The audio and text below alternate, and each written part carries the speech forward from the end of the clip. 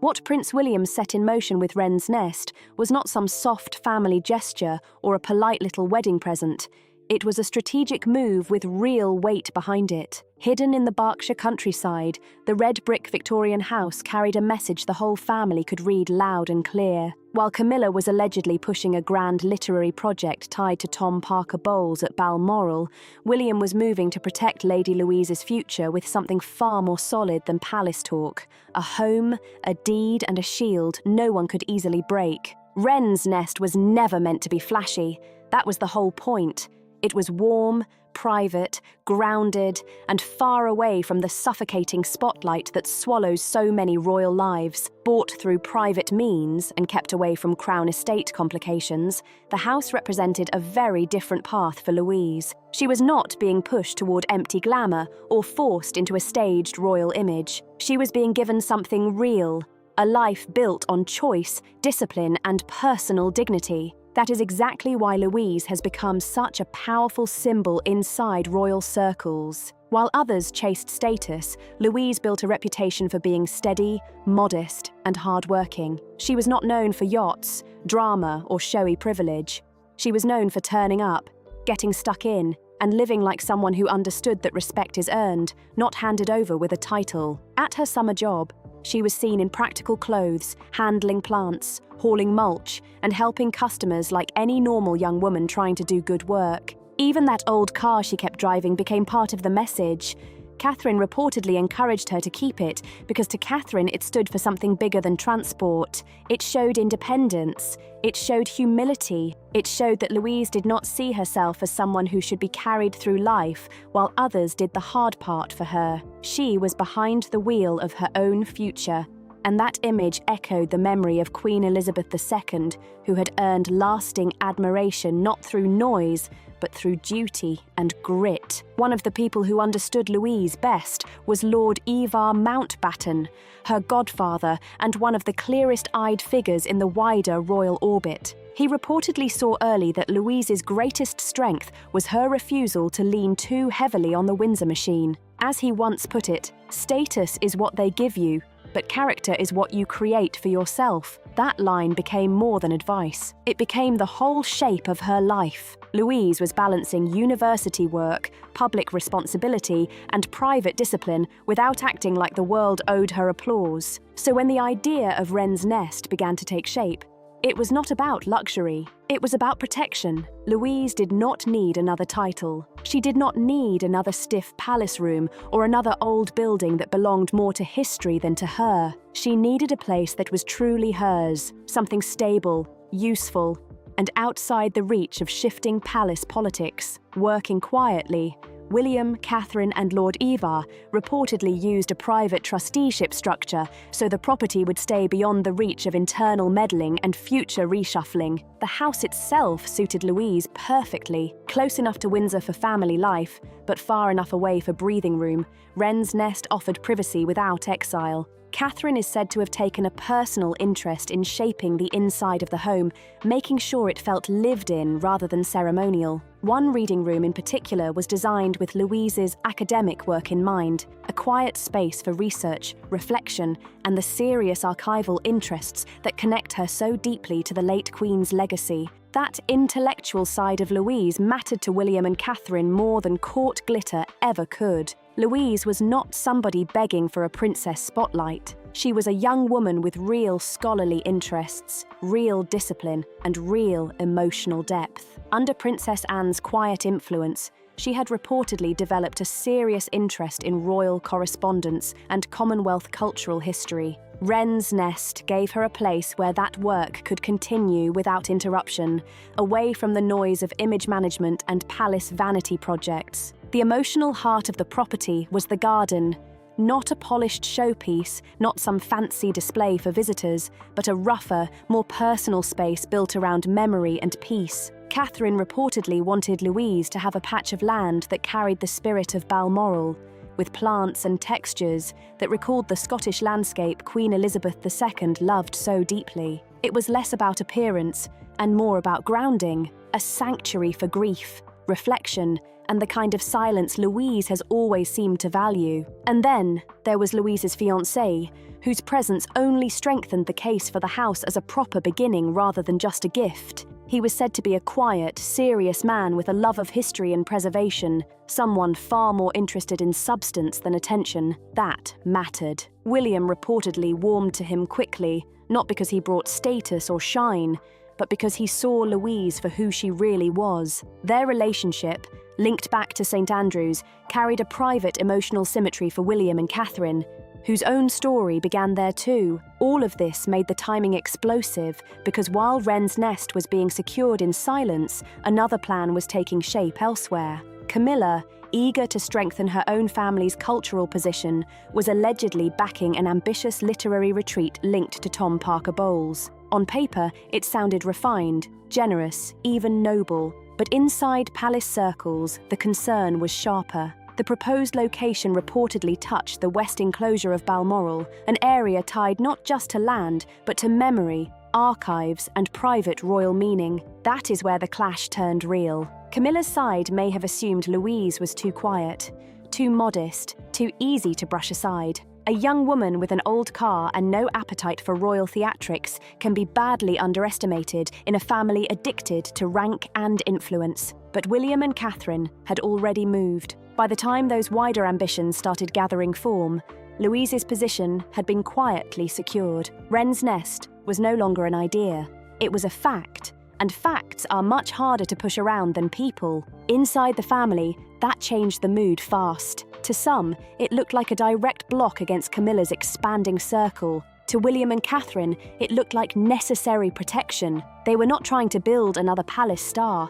They were trying to preserve a different kind of royal future, one rooted in service, restraint, learning, and real work. Louise represented something they clearly believed the monarchy needed if it wanted to keep any moral credibility at all. That is why this story hits harder than a simple property transfer. WREN'S nest became a symbol of two completely different visions fighting inside the same royal house. One vision chased profile, branding, and legacy by association. The other backed privacy, duty, and quiet strength. And while Camilla's allies were allegedly mapping out a glossy cultural hub that could carry the Parker Bowles name, William's side had already placed a far more serious marker down because Camilla's goal was clear: to establish a permanent, high-profile cultural hub that would be synonymous with the Parker Bowles name. What Camilla wanted was not just a retreat, it was a takeover with polished language wrapped around it. By trying to turn the late Queen's private sanctuary into a public-facing writer's retreat,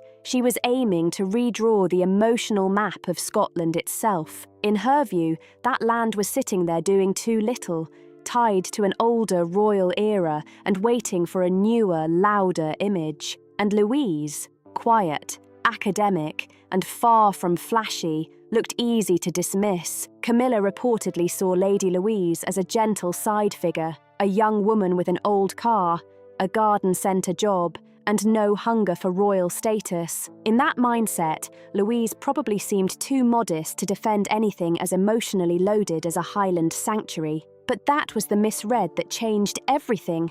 What Camilla did not realise was that Prince William had already been watching every move, every zoning paper, every donor approach, and every quiet link tied to the Parker Bowles network. William was not drifting through this situation half awake. He was moving with the same cold discipline royal insiders often associate with the late Duke of Edinburgh, mixed with the institutional focus that has made him far more formidable than some expected. For weeks, he had reportedly been in talks with Princess Anne and legal advisors tied to the Duchy of Lancaster, building a response that was not emotional, not theatrical, but airtight.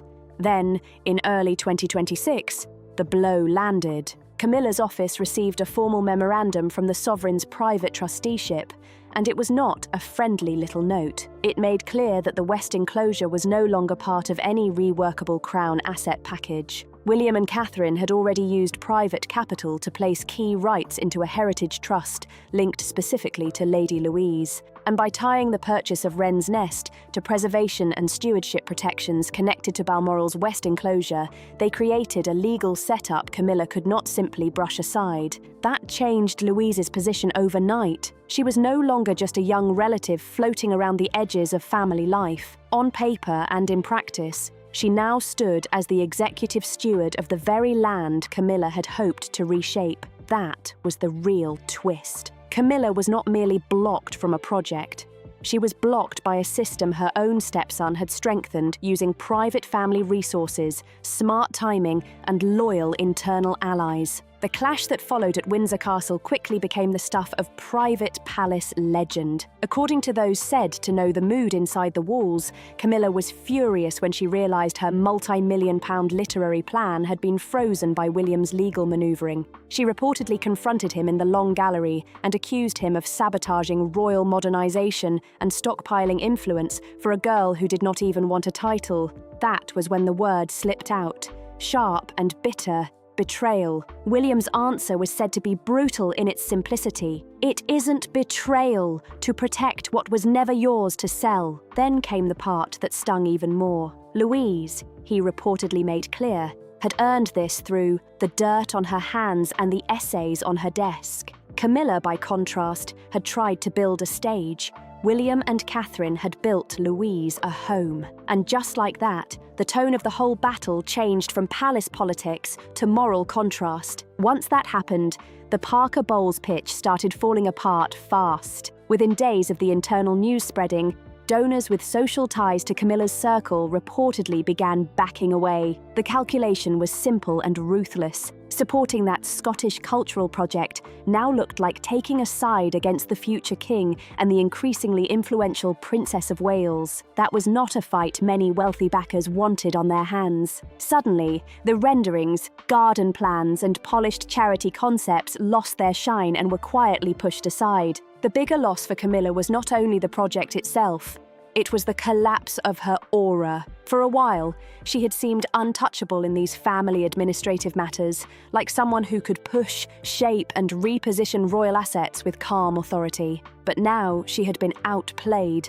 not by a public scandal, not by a media leak, but by a family gift backed with legal steel. That hit differently. It showed that quiet people with sharp planning can shut down grand ambitions without raising their voices. As all this unfolded in London offices and palace corridors, Louise herself reportedly remained largely focused on the ordinary parts of life. That is what makes the story so striking. While adults around her were fighting over trusts, stewardship, and Balmoral strategy, Louise was busy with final exams, reading lists, and thoughts about which Scottish heather to plant at Wren's Nest. The woman at the centre of the fight was not chasing power at all. She was preparing for a quieter future, and that made the protection around her feel even stronger. At the same time, another part of her story was quietly taking shape in St Andrews, and this one carried a softer kind of force. On the windswept coast of Fife,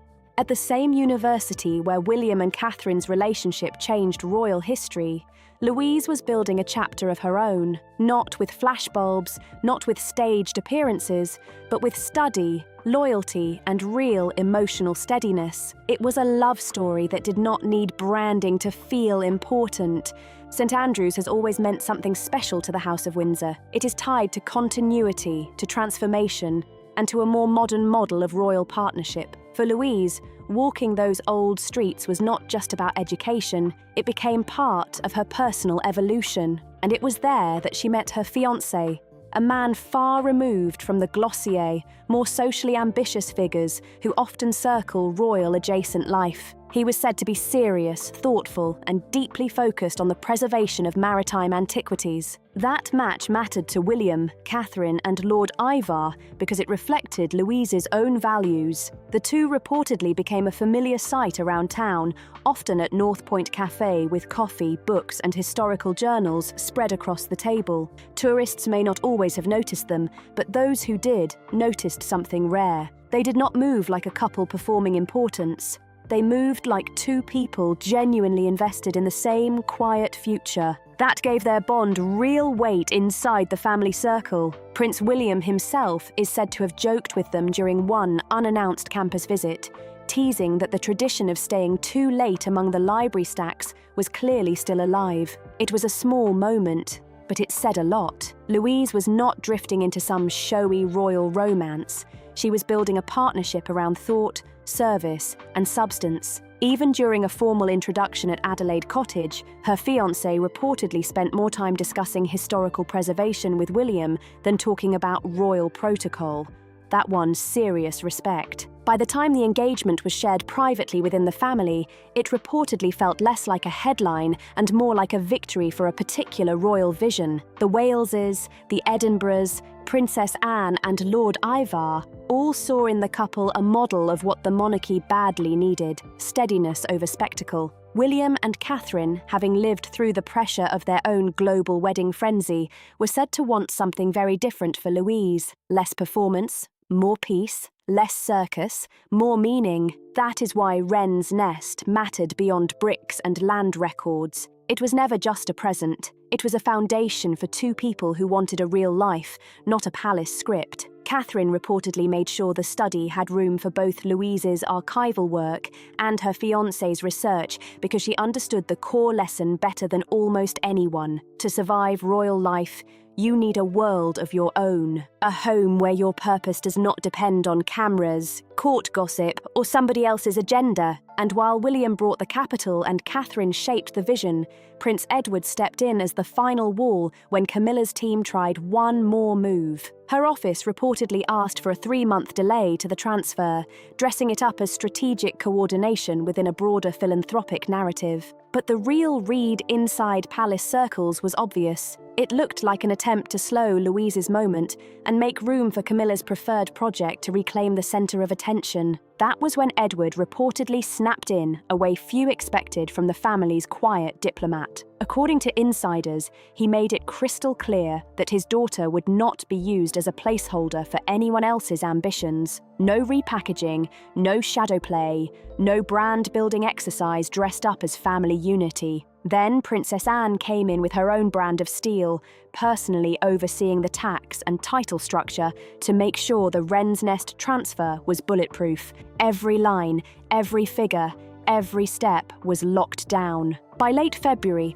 Camilla's legal efforts were reportedly withdrawn because there was simply nowhere left to go. The wall around Louise had held, built by William's planning, Catherine's judgment, Edward's resolve, Anne's precision, and Lord Ivar's loyalty. And through all that pressure, Louise stayed focused on the thing that mattered most to her, remaining remarkably steady and focused on her studies. What mattered most to Lord Ivar Mountbatten was not status, not titles, and definitely not empty palace attention. It was seeing Louise truly busy with a life she had built for herself. To him, that was the biggest victory of all. Lord Ivar had always believed that royal children should earn their place in the world, not drift through it protected by ceremony and old privilege.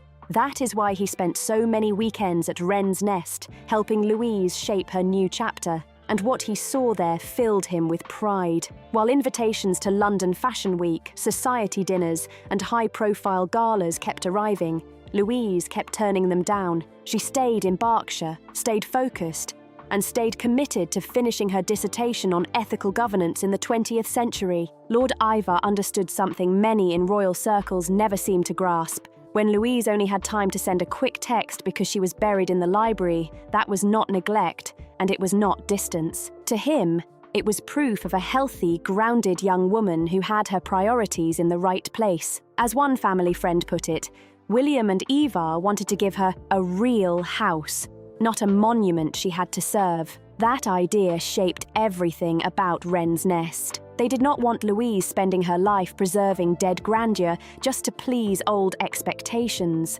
They wanted her to have a kitchen where she could cook for her fiancé, a garden where she could get her hands dirty, and a home where real life could happen. That whole philosophy was the sharpest possible answer to Camilla's reported vision of royalty as a chain of polished exhibitions and carefully staged cultural events. By the time the final signatures dried on the deed for Wren's Nest, the Camilla circle was already retreating. The Queen Consort reportedly knew by then that her Scottish heritage retreat would never come to life. William, Anne, and Edward had closed ranks and boxed the plan in from every side. Using private wealth, legal precision, and institutional discipline, they had protected the quiet one in the family, the one others had misjudged as too modest to matter. The contrast was harsh and impossible to ignore. Camilla was increasingly seen as the woman who had tried to seize land and shape legacy around her son's brand, while Catherine and Louise were being viewed as the women trying to preserve the soul of the family. That difference hit hard inside palace circles. One side looked like image, promotion, and cultural packaging. The other looked like loyalty, silence, and moral weight. And in royal life, those contrasts can define an era faster than any public statement ever could. As Louise prepared to drive her old car from St Andrews back to Berkshire for the final time as a student, she carried much more than books, notes, and a completed degree. She carried the full trust of her family. She carried William's respect, Catherine's confidence, Anne's approval, Edward's protection, and Lord Ivar's deep pride. Wren's nest was waiting for her. Its red brick walls steady, its rooms quiet, and its gardens ready for the first planting of Highland heather. It was no longer just a house. It had become a promise, a shield, and a beginning all at once. By then, the lesson of 2026 had become crystal clear at Windsor. Character is the one currency that never loses value, and duty, real duty, is not something performed for applause in front of a crowd. It is carried out in the silence of a library, in long hours of study, in careful stewardship, and in the private discipline that few people ever see. Louise had become a living example of that truth. She was not the loudest figure in the family, but she was becoming one of the most quietly respected. As the spring blossoms began to open around the red bricks of Wren's nest, the final chapter of this family defense reached its most emotional point. Louise's transition from busy student to guardian of a quieter royal future was not marked by a state decree or some grand theatrical moment. It came through a united and joyful family announcement that showed a new level of internal solidarity inside the House of Windsor, and in a move that reportedly bypassed the usual high-tension media instincts linked to the Queen Consort's office, the family chose a calmer, more meaningful way to share the news. There would be no sprawling, multi-day festival shaped around branding, no oversized spectacle, no glossy public campaign. Instead, the Prince and Princess of Wales joined the Duke and Duchess of Edinburgh to announce the upcoming wedding of Lady Louise Windsor and her fiancé at St George's Chapel. The choice of venue was brilliant for all the right reasons. St George's is the spiritual home of the Order of the Garter, rich with royal history and deep institutional meaning, yet intimate enough to remain a family-centred setting. It was tradition without excess, symbolism without performance, and history without turning the moment into a circus. William and Catherine reportedly expressed enormous pride in Louise, seeing in her something rare and refreshing for the family line. Their message was simple but powerful. Louise brought pure, uncomplicated joy to Windsor, the kind not tangled up in ambition, spectacle, or image management. To the public, the meaning was obvious. This was a wedding built on love, scholarship, and shared values, not a staged royal production for cameras. It was the story of two people who met in a university library, who valued the hush of archives over the chaos of red carpets, and who wanted their future to be anchored in substance rather than display. With the wedding plans falling into place, Louise took the next serious step into the life she had chosen for herself. From her study at Wren's Nest, she officially launched the Grey House Initiative. This was not some glossy vanity project meant to attract headlines for a few days. It was thoughtful, disciplined, and rooted in service. Choosing a life of ethical governance and historical preservation without chasing a princess title, Louise was starting to look like the moral centre of her generation. She announced that Wren's Nest would serve as the headquarters for a youth leadership programme focused on teaching future Commonwealth leaders the value of quiet guardianship. That phrase captured everything she stood for. There would be no Camilla-style multimedia exhibitions, no oversized branding effort, and no decorative noise meant to make the project feel bigger than its substance. Instead, there would be fellowships for young women in archival science, ethical leadership, and historical preservation. The values behind it all were not borrowed from palace performance. They had been learned through ordinary work, through study, through discipline, and through the simple humility Louise carried even while working at the garden centre for a basic wage. When the Blood Royal Alliance gathered for a private dinner at Wren's Nest to toast Louise and her fiancé, The divide between the two royal visions could not have looked sharper. On one side stood the Parker Bowles model, a world of cultural expansion, branding, visibility, and polished ambition. On the other stood the Wales Edinburgh model, a world of private property, scholarly devotion, personal restraint, and deep seriousness of purpose. And that night, surrounded by family rather than spectacle, it became obvious which vision had truly won the moment. William and Catherine's gift of Wren's nest had done exactly what it was supposed to do. It had given Louise the autonomy to reject the performative side of royal life and embrace the soulful side instead. That was the real triumph. She had become an echo of Queen Elizabeth II, not through imitation, but through example. Like the late Queen, Louise was proving that the strongest kind of authority often comes without noise. Lord Ivar, standing in the garden as the first Highland heather began to take root, watched Louise and her fiancé discussing an upcoming research trip and saw precisely what they had all been protecting.